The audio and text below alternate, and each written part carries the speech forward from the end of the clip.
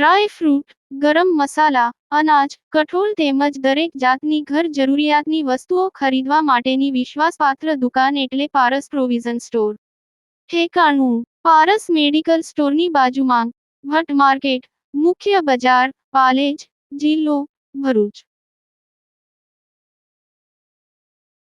ભરૂચ જિલ્લાના જંબુસર તાલુકાના સારોદ ગામમાં જંબુસર તાલુકા વિકાસ અધિકારી હાર્દિક રાઠોડ દ્વારા ગૌચરની જમીનમાંથી દબાણો દૂર કરાયા.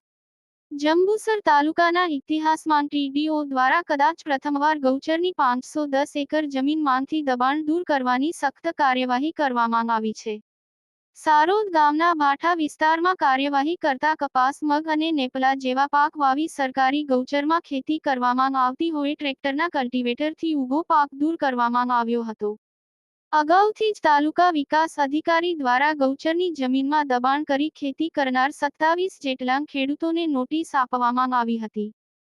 110, 939, 940 સર્વે નંબરમાં ખેતી કરવામાં આવતી હતી. તાલુકા વિકાસ અધિકારી હાર્દિક રાઠોડ સહિત સારોદ ગામના માજી સરપંચ ઈસાલ પટેલ સહિત તાલુકાના અધિકારીઓ હાજર રહ્યા હતા. તાલુકા વિકાસ અધિકારીએ સમગ્ર જંબુસર તાલુકામાં આવા ગૌચરના દબાણો દૂર કરવાની ચીમકી આપેલ છે. આવનારા દિવસોમાં આવા તમામ ગામોમાં તપાસ કરીને સરકારી ગૌચર ખુલ્લા કરવામાં આવશે તેવું જણાવતા ગામડાઓમાં દબાણકર્તાઓ ફફડાટ વ્યાપી જવા પામ્યો છે. યાકુબ પટેલ, ભરૂચ. હું હાર્દિકસિંહ એમ રાઠોડ, તાલુકા વિકાસ અધિકારી જંબુસર. આજરોજ સારોદ મુકામે કુલ 544 એકરની ગૌચર જમીન આવેલી છે. એમાં કુલ 510 એકરમાં ગૌચર જમીનમાં દબાણ કે જણાવેલ છે અને એ જે ફરિયાદ આવેલી છે એના આધારે કુલ 27 લોકોને આપણે નોટિસ આપવામાં આવેલી છે અને નોટિસના આધારે અમને નિયત સમયમાં ગૌચરનું જે દબાણ છે દૂર કરવાની અમને સૂચના આપવામાં આવેલી હતી. આજથી એમની દબાણ દૂર કરવાની કામગીરી ચાલુ છે અને આ સાથે હું જંબુસર તાલુકાની તમામ આપણા ગ્રામજનોને એક વિનંતી બી કરું છું કે તમારા ધ્યાનમાં બી આપણે કોઈ બી ગ્રામ પંચાયતની ગૌચર જમીનમાં દબાણ જો જણાય આવે તો એ તાત્કાલિક સ્વેચ્છાએ દૂર કરવા મારી નમ્ર વિનંતી છે. અને આ સાથે સરકારની જે દબાણ દૂર કરવાની જે હાલ કાર્યરીતિ છે એમાં તમામને સહયોગ આપવા મારી નમ્ર વિનંતી છે. સાહેબ, કેટલા એકર જમીનનું અહીંયા દબાણ દૂર કરવામાં આવ્યું છે? 510 એકરમાં કુલ દબાણ છે અને એ દબાણ દૂર કરવાની કામગીરી આજથી ચાલુ કરવામાં આવી છે.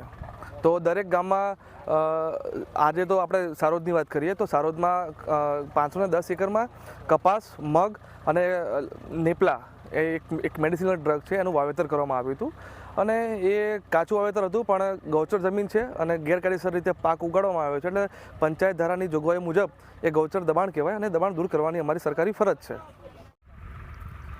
હા, હું ઇસ્માઇલ અહમદ પટેલ, સારો સરપંચ શ્રી. આજ રોજ ટીડીઓ સાહેબ તથા પત્રકાર તથા અમારા ગામજનો જે અમારા ત્યાં ખાર ખરાબાની જમીન તથા ગૌચરની જમીનની અંદર જે ખોટી રીતે વાવેતર કરેલું હતું તેને દૂર કરવા માટે ટીડીઓ સાહેબ, અમે ગામજનો સ્વચ્છિત રીતે અમે એને દૂર કરીએ છીએ અને આવા જે બી દબાણો હોય જ્યાં બી હોય આખા તાલુકામાં જ્યાં જ્યાં હોય ત્યાં આગળ બી આવી રીતે દૂર કરવું જોઈએ. કેમ કે અવળે જે સરકાર છે એ આક્રમક રીતે આને નાશ કરવા ફરે છે એટલે એ કરવું જ ના જોઈએ ને. એ આ ધોળાની જમીન છે એમને કોઈને વાવેતર કરવું જોઈએ જ ના. અને અમારા લોકો જે એ કરતા હતા, ખેતી કરતા હતા, તેમણે સ્વેચ્છિત રીતે એમણે આ કામ કરી અને નાશ કરીએ છીએ અને આપ જોઈ શકો છો. એટલે આ બધાને બી આ તાલુકાના દરેક ગામડાવાળાને બી હું એ રીતનું કહું છું કે આવા દબાણો બંધ કરી અને ગૌચરનું જે જગ્યા છે તે ખુલ્લી કરવા ખાસ વિનંતી છે. આપની વ્યવસાયિક તેમજ અન્ય કોઈપણ પ્રકારની જાહેરાત વિઝ્યુઅલ સાથે પાલેજ ટાઈમ્સ યુટ્યુબ ચેનલ પર વ્યાજબી ભાવે પ્રસિદ્ધ કરી આપવામાં આવશે.